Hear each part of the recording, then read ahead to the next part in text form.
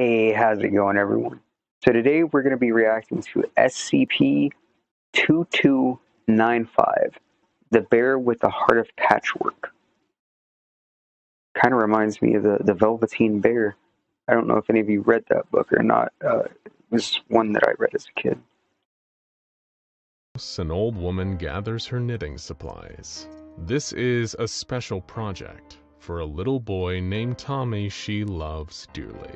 She knits furiously, and soon the mix of cotton, synthetic fiber, and cloth of every color turn from raw materials into something else. A teddy bear. She puts the finishing touches on the bear. This is a very special bear, after all, and sends the Patchwork bear off to its destination with a red Get Well card. The card is labeled Kairos the Bear, and inside she writes a personal note. To Tommy, because only time can mend all wounds. Love, Grammy. But this package of love would never reach its destination.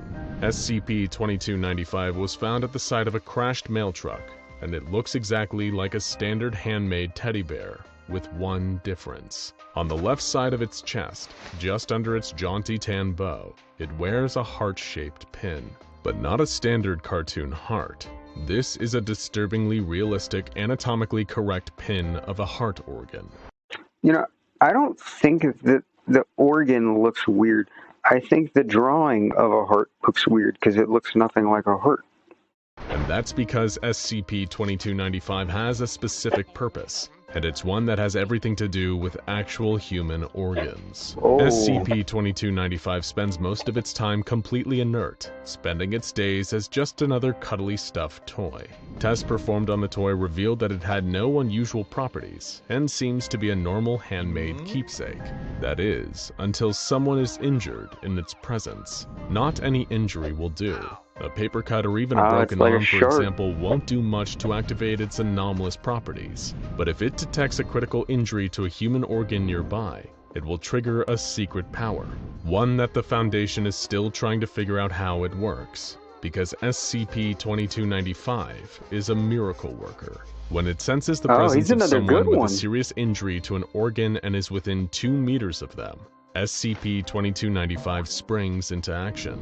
Suddenly, from unknown sources, the bear will produce objects including scissors, white thread, and sewing needles or a crocheting hook from its mouth. If there are any crafting supplies on hand, it will incorporate those as well. And then it gets to work. Despite only having hands made of fabric and stuffing with no fingers, the anomalous bear is still able to craft what will end up being a patchwork recreation of the damaged human's organ. Cute, if a little creepy, but that's just the beginning. The injured person mysteriously falls unconscious, and the patchwork organ, which the Foundation has designated as SCP-2295-1 instance, will disappear. The SCP-2295-1 instance will then physically replace the damaged organ inside the person's body. It's unknown how this happens. The patchwork organ will simply appear inside of their body, taking the place of the original lung or kidney. But is it safe? Is it going to kill them? Like, I guess not. I don't know. Or whichever organ was failing. It's unknown where the original organ goes to, since it seems to just disappear as soon as the 2295-1 instance takes its place. Surprisingly, having this new cotton-stuffed heart or liver does not seem to cause any harm, and in fact it works exactly like the real thing. Dude, that should not be kept in containment. That should be let out everywhere. People need those organs bad. When I die, I hope my organs get taken, for sure. If you're not if you haven't signed up to be an organ donor, I highly recommend it. Like, really think about other people, because you're not going to need those parts when you're gone. Never any of the usual issues that come with a transplant, like the risk of it being rejected. Honestly, you could even donate your entire body to science or to art. That's another plan I have. I don't care what happens to my body when I die. I do want my organs to go to anybody that needs them if they can be used in that way. By the body, as the organic tissue seems to have no issue connecting with the organ, and treating it like it was there all along. In all instances of SCP-2295 performing this adorable but rudimentary surgery, the subjects have made a full and complete recovery. SCP-2295 might sound like a miracle worker, but that isn't to say that its abilities aren't without their own set of complications. When faced with two injured subjects, SCP-2295 seems to always gravitate towards fixing the younger subject up first, maybe owing to its creation by a grandmother who wanted to heal whatever was ailing her grandson. No one knows who Tommy was or exactly what disease or injury he was recovering from, but his grandmother clearly felt it was serious enough to create this special bear for him.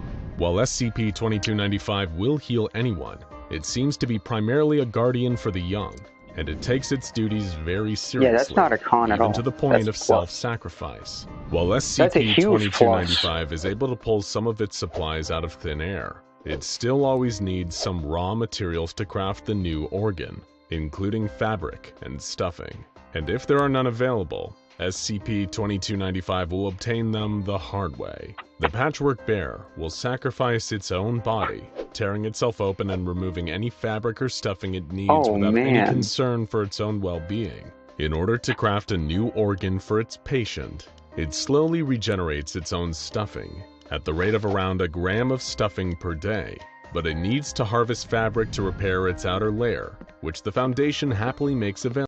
Okay, I changed my mind. It does need to be locked up. For its own safety, it should be let to do its job with a slight change. Like, it should be put up for a little while so that it doesn't deplete itself.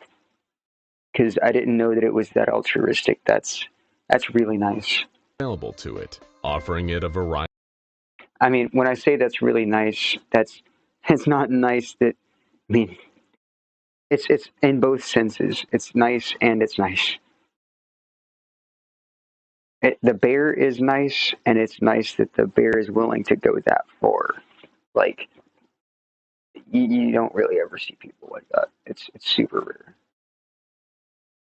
I have a playlist that I made where I had to I found a whole bunch of good videos like that from YouTube where it was just self-sacrifice and like real stuff like that. But anyway, it's feel-good playlist if you want to check that out. It's not my content though, it's just a playlist I made. Variety of patterns and types. It's no surprise that a teddy bear capable of healing mortal wounds would be of great interest to the SCP Foundation, and as soon as it was recovered from the crashed mail truck, they immediately began tests to find out more about it. Could it heal literally any organ? Were there any limits to its abilities? There was only one way to find out, and the Foundation had the perfect test subjects. D-Class personnel, whose interactions with non-cuddly teddy bear SCPs frequently left them with critical external and internal injuries. They're getting ones who are already injured. The first test subject brought in, D-2353, a 38-year-old man who was in poor health not due to his work as a D-Class personnel, but from his years and years of heavy smoking. His lungs were seriously damaged, which gave him trouble breathing and made any serious physical exertion extremely difficult. He wasn't critically injured or in danger of death. My aunt has stage 3 lung cancer. We were just told that recently. So I feel that bad. Dying immediately, but that didn't matter to SCP-2295. D-2353 quickly passed out, and the bear sprang into action. It proceeded to take 2 textile swatches, one black and one red, and create a pair of fabric lungs which it installed in the patient. When he awoke, D-2353 found he had full healthy lung function again, as if he never picked up his deadly habit. But now the Foundation researchers needed to know how SCP-2295 would do with even more complicated ailments. D-3542 was 50 years old and his heart was not in good shape. Not only did he have a serious case of atherosclerosis, which is a disease where cholesterol plaque builds up and blocks blood flow and can put you at serious risk of a heart attack, but he also had an irregular heartbeat. This D-Class was in bad shape, but that was no problem for SCP-2295, who took a collection of different colors of yarn and a crochet hook and created a plushy heart. Just like the lungs had acted as if they were completely regular organs. After the heart anomalously ended up inside the man's chest, it began to beat normally, and performed all the complicated functions of a human heart. But there was one detail that shocked the onlooking doctors. Before the yarn organ had vanished, the doctors had seen that it was beating.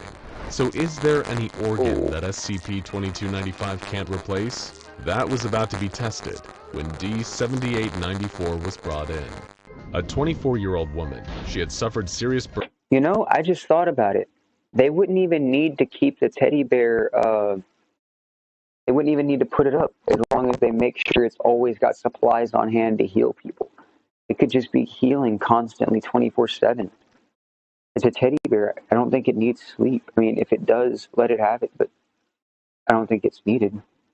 Burns all over her torso, left abdomen, and right leg. She was brought in and sedated to numb the agonizing pain, and researchers were worried that they had come up against... Man, and now I said it's a teddy bear. It brought the movie Ted into mind. Now I can't unpicture Ted. I hear Ted's voice from this bear now, and it's not even talking. But let's go back to the Patchwork bear. What was that? The Velveteen. Oh, that was the Velveteen Rabbit. That wasn't the Velveteen Bear. My bad. It's the limit of SCP-2295's abilities, since the skin is the largest organ after all. But SCP-2295 wasn't phased at all. The bear immediately started sewing segments of patchwork fabric and layering them onto the damaged skin, replacing the dermis and epidermis layer by layer. Unlike the other cases, these replacement organs are visible, and D-7894 now has patchwork skin, just like her talented surgeon. And amazingly, the fabric has the same sense of touch that her regular skin did. The final test of SCP-2295's abilities came with D-2723, who was only 18 years old. This last-minute D-Class test was performed because he was showing signs of severe cerebral hemorrhage, the kind that would cause brain damage in only minutes, and would be followed soon after by complete brain death. SCP-2295 sprung to life, but as soon as it examined the test subject, it became distressed. It started frantically grasping at random material around it, as if it didn't know what to do with them. Then it reached inside itself and provided a large chocolate bar, which it offered to the subject, sadly to no effect. It then seemed to admit defeat as it grabbed tightly onto the subject's leg. Observers reported that it was leaking a tear-like solution from its small knitted eyes as it embraced the dying D-Class in his final moments. Sadly, it seems that the human brain is the one mystery that even SCP-2295 can't solve. He can replace any organ, even your skin, except for your brain. The brain is it's a powerful organ. SCP-2295 appears to pose no threat to anyone and was classified as safe after testing. Definitely safe. It is inactive when not in the presence of an injured person, and has never displayed hostile instincts when active. The Foundation... It's safe, but not to itself. It needs to be watched and kept thoroughly supplied at all times, because you can't let it go giving its own life again to save somebody else. That's not when it's able to do what it can do, you know? That's like, whoa, make sure it's always got supplies on hand. It should never be having to self-sacrifice. The Foundation determined that it should be stored in a standard containment locker in Site-37, where it can be kept safely until it's needed for tests or to repair an injured SCP personnel. Access is limited to those with Level 3 or higher security clearance, and any contact with the bear is highly regulated.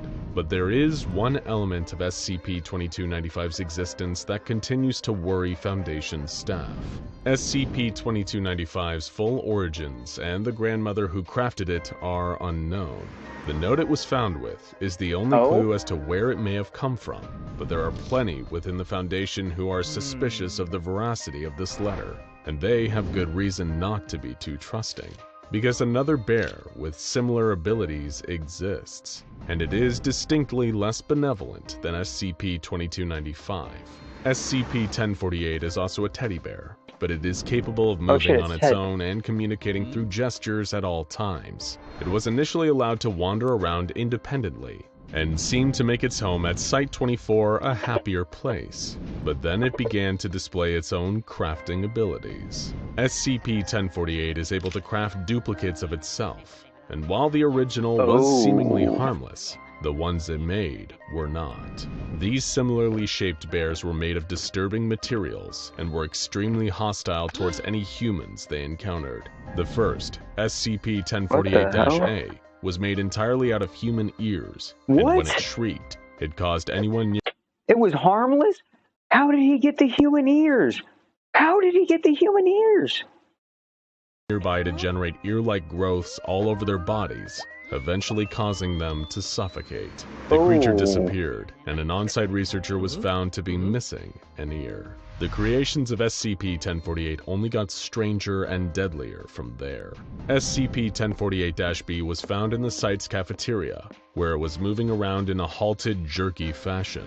It then started bursting at the seams and revealed what appeared to be a human fetus inside. What the hell? When the creature screamed, it sounded like a much louder version of a human infant, and its crows caused massive internal damage to anyone around it. SCP-1048-B was killed in the ensuing conflict with Foundation agents, ending its threat. But SCP-1048 was learning deadlier techniques. When SCP-1048-C was discovered, it looked to be a teddy bear made entirely out of rusty scrap metal. When it was spotted by Dr. Carver and targeted by Foundation personnel, the creature turned violent and proved to have incredible strength, jumping through the agents who were trying to neutralize it, tearing through their bodies like tissue paper.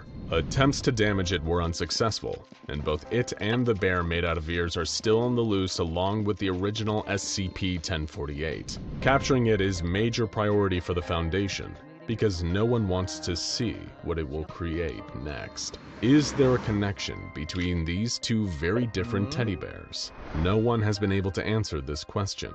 The origins of SCP-1048 are unknown, and so is any connection to the mysterious grandmother who may have made Kairos the bear, but their abilities are similar, with both able to craft living objects out of seemingly any material. They just have very different ideas as to what a good use of their crafting abilities are.